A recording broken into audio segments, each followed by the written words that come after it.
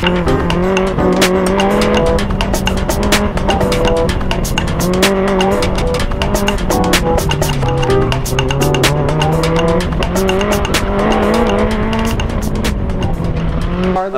video in my rain suit. I mean, you know. So yeah, so it's a 2007 STI Limited. I bought it brand new because I didn't want like the big wing and the blue interior, and now here I am, you know, over a decade later, and I put the biggest wing you could put on it, and ever. Yeah. I mean, you are going to take off when you come. I mean, you're right next to the airport. You're in the right place, so you know. Tell me more. So yeah, so I mean, I've owned the car since brand new. Walk me around the car. You know, a lot of this stuff kind of happened progressively as I was building the car up.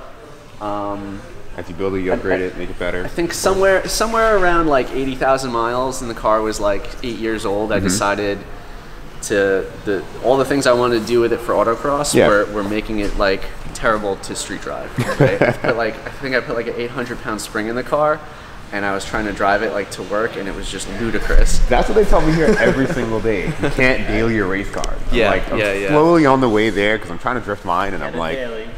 It's sad to hear, but if you need to make it, you know, work on the street, you're compromising something on the track, on the course or on the track. So I decided to go full bore street mod. You know, I was doing really well locally at like Long Island events, and then I went to a divisional event in Jersey, and I got my ass kicked by this ratty looking 240 that ended up being this car that was like the national champion car at the time. But like, I had no idea who these guys were. They showed up. I'm in grid changing tire pressures, and they're like changing the alignment in grid. I didn't even know what I was in for. So those guys beat me real good, and that just lit a fire under my ass. And I just was like, no, I need that. I need bigger tires. I need to get lighter. I need, you know, decided I needed to just go full tilt and really prep the car to the limit of the rules for the class I'm in. But yeah, and then I've kept some of the nice little limited bits, right? Like I did race seats, but I did leather race seats. Love the seats. Because the limited came with leather, so I felt like I needed to keep it. You make me want a pair of these seats. It was like $1,300 a piece, right? No, these were cheaper than that. Really? They're not the carbon fiber ones. No. They're the fiberglass ones. They're a little bit more for the leather pole positions. And then yeah, so big tires, right? So I'm running a 12-inch wide, 18 by 12 all around, custom geometry changes to be able to fit them the way that they fit. 315 Hoosiers. Very pretty C28s raised. The car's right at minimum weight. The car weighs 2970. You know, I actually adding that exhaust back is because this past year at nationals my best runs got disqualified because I blew sound because I was running a tiny little like vibrant 9-inch muffler with a turn down that exited like right at the same point that the waist car exits. Yeah. And got my best runs disqualified. I ended up in like last place, and it was like the year before I like won, so I got really pissed off. So I told myself I'm never gonna blow sound again. So I put a nice big, you know, the old Cobb on it that was from when it was a street car, and yeah, hopefully I don't ever have to worry about sound. Now I looked underneath the car before. Right now, whoever's gonna see it probably can't see it now. I'll probably post a couple pictures so you can see because I took pictures while I was up on a lift. Okay. And you're just underneath it is clean. Like no tomorrow. And the suspension setup is wild as well. Yeah, so the class I'm in allows you to change a lot of the suspension geometries, but not the pickup points.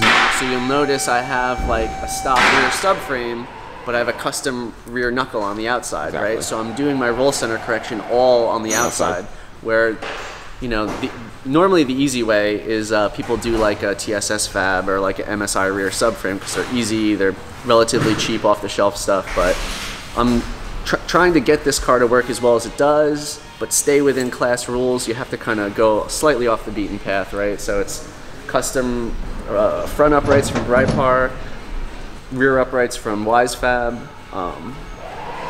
you know, stock sway bars, which a lot of people like are surprised at when they see the car, but it's all of the roll stiffness I'm doing with the roll center correction, right? So I've corrected 50 millimeters of roll center, and what that's doing is that's giving me a huge amount of roll stiffness while still, and with the small sway bar, letting the car still have a lot of independence.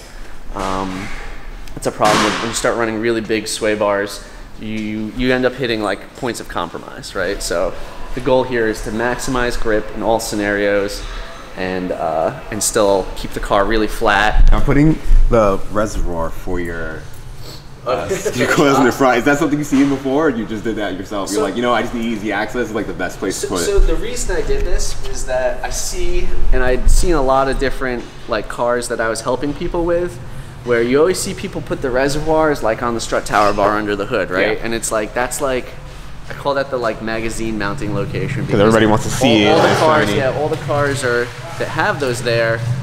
I mean, I don't know the car, but I was helping a buddy with like an M Coupe, right? I think that's what that car is called. Yeah. And I went to go touch his adjuster. He's got the things, cinched down to his strut tower bar. And that car is a 6-cylinder with dual manifolds. So he literally has the things a foot away, not even from the manifold. I couldn't even touch the adjustment knob. So hot. And I'm like, no wonder these things, your car feels like shit because you're heating on the oil right your there. oil is super heated to the point where I can't even touch the adjuster. And that's like a common theme I see. I see a lot of shock canisters. There's oil spinning out. He's like going through, really hot locations. And if you think that shock graph that you have from when it was on the bench is going to perform in any way like it's performing now, you're absolutely wrong. So that was kind of to keep the canisters cool and make it so I didn't have to like cut a big ugly hole somewhere else. Felt like I was utilizing, car's not a track car, so I don't need brake ducting in that location. So why not put the shock adjusters there? Exactly. Keep them nice and cool, and it's super easy. I don't have to pop the hood when I make a shock adjustment. I come up front, do it right in the front, and it's good to go. Now, I remember when you first came here, you were telling us about how you kind of have gurney flaps for your hood vents in a way. Yeah, I kind of took this from the SRT Subaru Rally Team guys. If you look at their hood, I mean their hood's a really nice like custom molded piece that has these kind of built into it. But it was a deficiency that I was thinking was happening on the singular flaps. And I did put little pieces of yarn to do like a yarn test informally, and I did notice that the yarn was kind of like still flat and laying down. And you said the first fin's supposed to do the job this was, but it wasn't. Yeah. This first fin is kind of by design. It has a flaw to it, right? So you want the big high pressure zone to be before there's any kind of opening, and this is like letting air shove straight down in, which is right here. You want to create a huge high pressure zone right here and like let this suck the air out right low out. pressure. Exactly. Yep. So the car has a couple different aerodynamic tricks.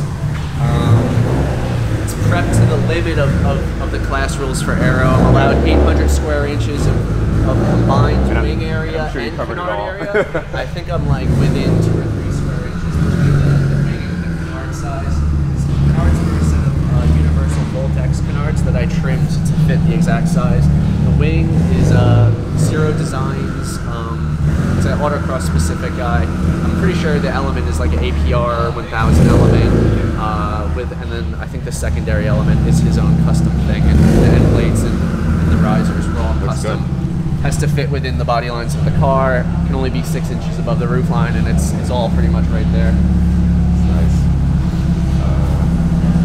But what else is interesting about the car?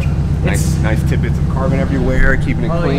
Yeah. Everything on here is with a purpose. Nothing extra, nothing less. Carbon headliner deletes and everything. For sure, I did see that. Yeah, I saw covered all the holes of the headliner, everything, keeping it clean, stuff like that. So when I did the sunroof delete, you guys can see that. I reverted it back to a regular headliner, and I was able to delete